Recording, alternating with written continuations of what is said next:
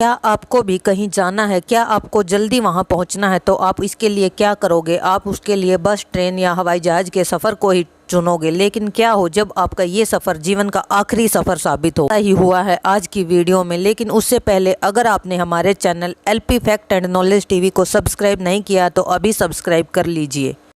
14 अगस्त 2005 सुबह का वक्त था। हीलियोज फ्लाइट 522 साइबर्स के लार्का इंटरनेशनल एयरपोर्ट से ग्रीस के एथेंस इंटरनेशनल एयरपोर्ट पर जाने के लिए तैयार थी। सुबह 9:07 पर इस फ्लाइट ने उड़ान भरी।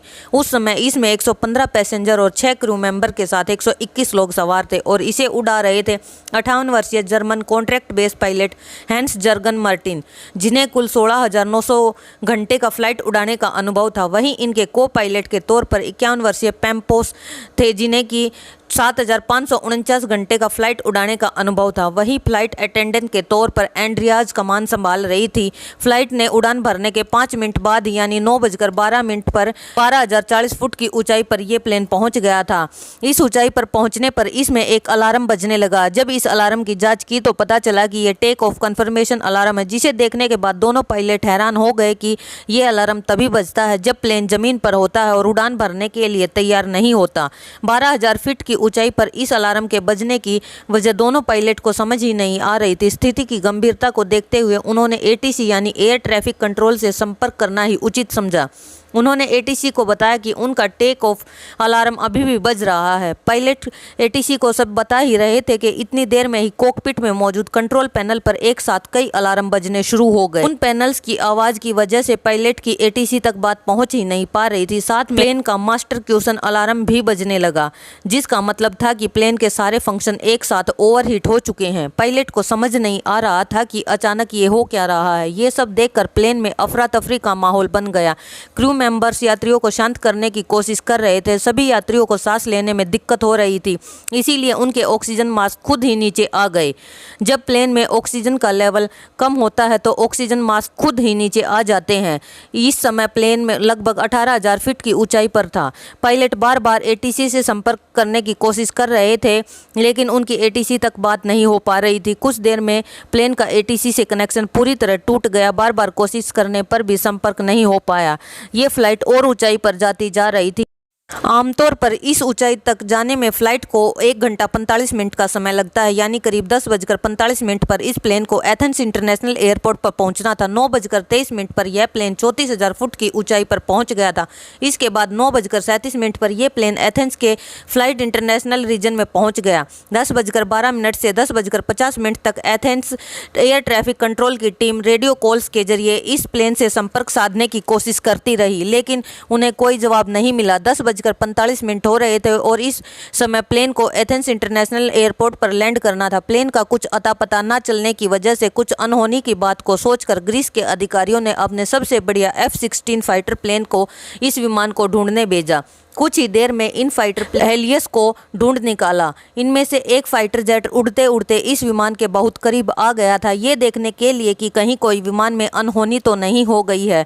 तब इस फाइटर जेट प्लेन के पायलट ने देखा कि को पायलट सीट पर बैठा है और वहीं मेन पायलट अपनी सीट पर गर्दन नीची करके बेसुध पड़ा है। बाद में ये फाइटर जेट पीछे गया और अंदर के हालात का जायजा लिया, पर जेट के पायलट को हैरानी इस बात की थी कि दो फाइटर प्लेन साथ साथ उड़ने के बाद भी पैसेंजर उनकी तरफ नहीं देख रहा था। कोई भी पैसेंजर उन्हें कोई रिएक्शन नहीं दे रहा था। तभी 11:49 पर फाइटर के पायलट ने देखा कि एक शख्स प्लेन के केबिन से होकर कॉकपिट की तरफ जा रहा है। कुछ ही सेकंड में यह शख्स प्लेन की पायलट की सीट पर बैठा हुआ दिखाई दिया। कॉकपिट में बैठे इस शख्स से फाइटर प्लेन के पायलट ने इशारा कर स्थिति का जायजा लेने की कोशिश की। वो शख्स भी फाइटर जेट के उस पायलट को कुछ बताना चाह रहा था, लेकिन वो कुछ बोल ही नहीं पा रहा था। फिर लगभग 1 मिनट के बाद 11:50 पर प्लेन के लेफ्ट साइड के इंजन ने काम करना बंद कर दिया और प्लेन लेफ्ट साइड से झुककर तेजी से नीचे की ओर गिरने लगा। पायलट सीट पर बैठा वो शख्स इसे कंट्रोल करने की कोशिश कर रहा था, लेकिन इसे कंट्रोल ही नहीं कर पाया।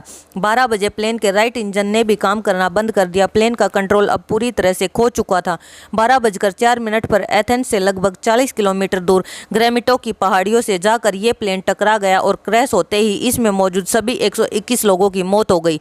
एक बार सोचिए, जब यात्रियों से भरा ये प्लेन पहाड़ी गाड़ी से टकराया।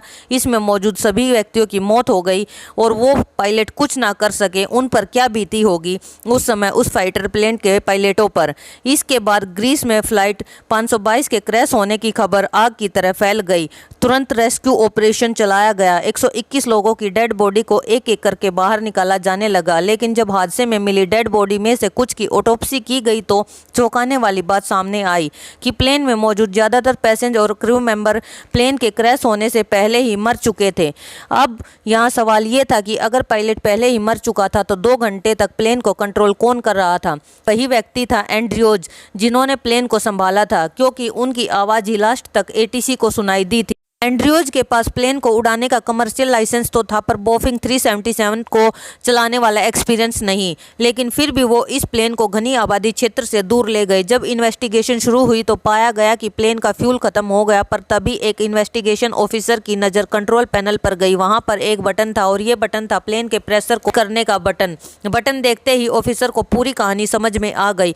प्रेशराइज बटन पूरी जहाज में एयर के प्रेशर को कंट्रोल करता। जनरली जहाज में बाहर लगे इंजन हवा को थोड़ा थोड़ा करके अंदर भेजते रहते हैं ताकि अंदर बैठे लोगों को ऑक्सीजन मिल सके। आमतौर पर इस प्रेशराइज बटन ऑटोमेटिक पर ही रखा जाता है और फिर मैनुअल मोड पर भी कर दे तो कैप्टन और पायलट दोनों को इसका पूरा ध्यान रखना पड़ता है। हादसे से पहले दिन ये जहाज सर्विस के लिए गया था, पूरी तरह साफ करके जब इस जहाज को पायलट को सौंप दिया गया, लेकिन एयर प्रेशराइज बटन को मैनुअली मोड पर लाकर छोड़ दिया गया। अगले दिन पायलट और को पायलट का ध्यान इस तरफ गया ही नहीं कि बटन मैनुअल मोड पर ही है। इसी वजह से जहाज में ऑक्सीजन कम होने लगी और पैसेंजर को बेचैनी शुरू होने लगी और कॉकपिट में बैठे पायलट भी बेहोश होने लगे, क्योंकि उनके पास तो ऑक्सीजन मास्क भी नहीं थे। ऑक्सीजन मास्क के लिए पहले बटन को दबाना पड़ता है, पर पायलट पहले ही बेहोश हो चुके थे और पैसेंजर के पास भी जो ऑक्सीजन मास्क थे उनमें सिर्फ 12 मिनट की ऑक्सीजन ही मौजूद थी और ऑक्सीजन की कमी के कारण धीरे धीरे लोग दम तोड़ने लगे। जब इसकी फाइनल रिपोर्ट आई तो 15 महीनों के बाद लोगों को यही बताया गया कि इस सब का जिम्मेदार एक बटन था और वो बटन था प्रेशराइज बटन। आपकी क्या राय है? कमेंट करके हमें जरूर बताना है। क्या सर्विस सेंटर वाले इसके लिए जिम्मेदार थे, जिन्होंने इसे मैनुअल मोड पर करके छोड़ दिया और किसी को सूचित भी नहीं किया? इस वीडियो में हमने आपको एक दुखद कहानी के बारे में बताया है। अगर आपको ये वीडियो पसंद आए तो हमारे चैनल को सब्सक्राइब और वीडियो को लाइक जरूर कर देना।